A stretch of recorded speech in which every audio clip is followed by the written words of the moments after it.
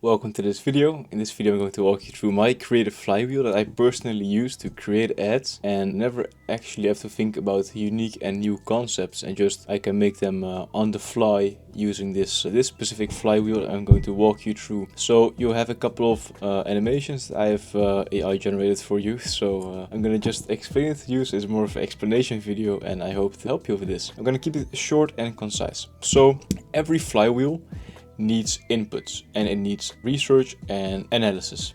So here I have a couple of boxes. So first off, the first place I always look when I am managing a new account, or whenever I am trying to ideate new ideas, is I look at competitors.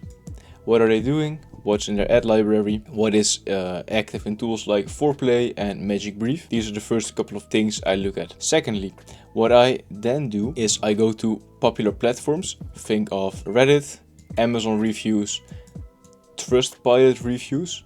Go ahead and type in your biggest competitor and just skim through all of their Trustpilot reviews. If you don't have any Trustpilot reviews, please refer to Amazon or any other public place. What I also do is I look at forums regarding the product. So this is a bit more niche. So let's say, for example, with Undies, we're selling period underwear, meaning that people on Reddit talk about period underwear, but what they also do is they also have specific and unique forums regarding, let's say, a female's monthly cycle.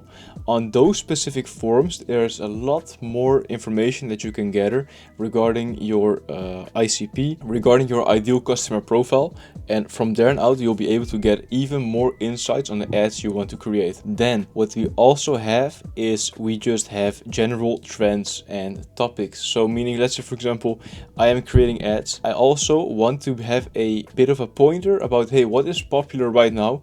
What specific trends, ideas, etc. are popular? This is when I start off with a brand new, fresh account. So based upon this little bit of research, this is where most of the time goes into, we get the first couple of ideas and concepts. So each and everything here is a concept, meaning, let's say, for example, we're selling period underwear. There are women that are buying it because they have, let's say, for example, they are having troubles previous underwear they've used, and we have like a better solution. So we have period underwear that keeps up to 200 milliliters of period blood, for lack of a better example.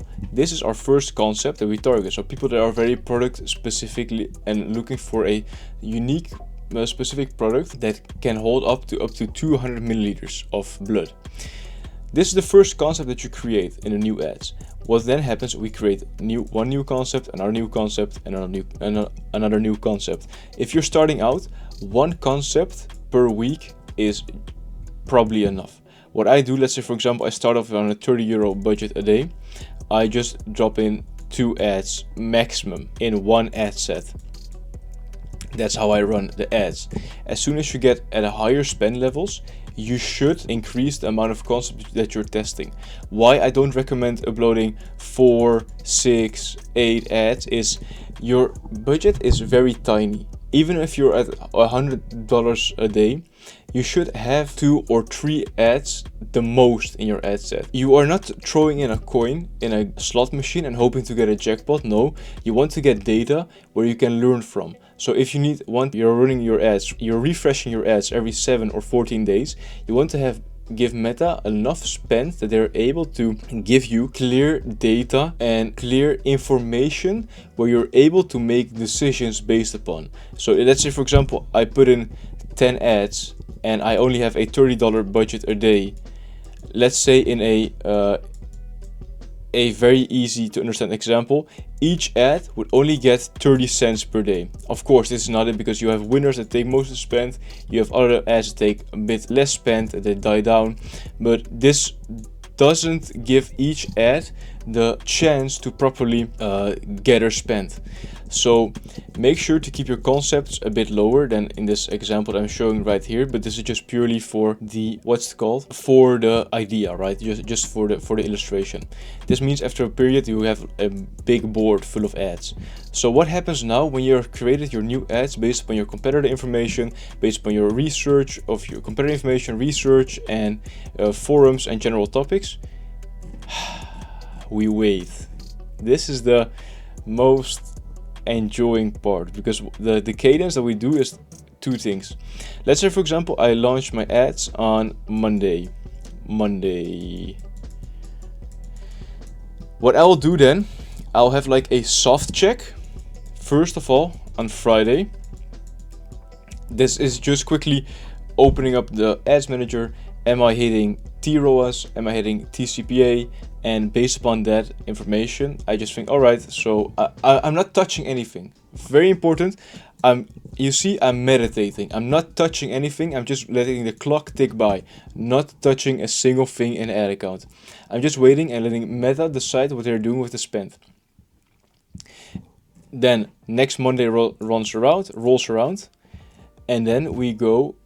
So this means a wait period of 7 days. This is 7 days is very dependent on the amount of spend that you're going to be allocating to your budget. Let's say, for example, if you're spending 3, 4, 5K a day, you can make decisions based upon maybe a 3-day interval, because the ads get spent a lot quicker.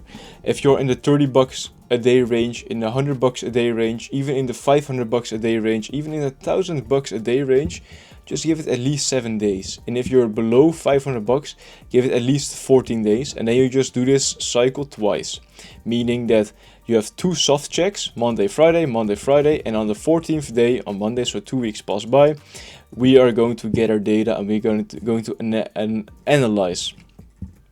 And this is this part right here. So what we've done is we've uploaded concepts. We've gotten data. We can see, hey, maybe the hook percentage was a bit lower. Maybe the hold rate was a bit lower. Maybe we have gotten a lot of proxy metrics, meaning we get a lot of content views. We get a lot of add to carts. We're getting even initiate checkouts, but no sales. These are all signals that are indicating there is something wrong on the page or with your ads. Based upon these data, we're going to analyze. And we're going to draw conclusions. So here we're going to draw conclusions. And these conclusions indicate that we're having winners. Here you see winner. Or a winner is not let me define winner for you. Winner doesn't mean I can 5x my business right now. In the grand scheme of things, it does. But when you're starting out, a winner can even be, hey, I've spent $210 over a period of 7 days. This means $30 a day. And I've gotten 10 add to carts on one ad and 0 on the other ad. So we have 2 ads that we're testing, right? So 0 on one, 10 on the other. The ad with 10 add to carts is the winner. What do we do next? We analyze what specific things did we do that gave us the 10 add to carts but 0 sales. Was our call to action too weak? Was our offer unclear? Do we have no congruency between the ad and the landing page? We analyze each and every single part of this. This is why this part is the most important part, the waiting part, because this is where we are gathering XP points. We're literally leveling up to the next level. We're gathering XP points, we're gathering gear, we are doing all these specific things so we can head into this part, and this is the analysis part where we can draw conclusions. And then the only thing that we have left is we go back to this board right here and we start the process again, meaning we look at our Reddit, look at our fora, look at our general topics, look at our competitors, what ads are they pushing. Another rule of thumb, when you're looking at competitors, you can filter on impressions in the Facebook ad library. Make sure that you are looking on their longest running ads. Don't look at their newest ads because they are testing those as well. If something is running genuinely longer than 30, 45 days, you can know, hey, there are some specific things in this specific ad that is causing this ad to be profitable for them or for their specific business metrics. So don't look at for example, Amazon, because Amazon has a lot of different KPIs than you. Amazon's, for example, engagement, for example, building their brand further out. If you're looking to get first purchase profitability, look at similar competitors in your niche. So this is actually in a short video, the creative flywheel that I personally use to create ads for myself and the brands I manage. If you have any questions, just leave them down in the comments. Leave them in the comments down below. I hope this has helped you at least a little bit, and thank you for your attention. Bye bye.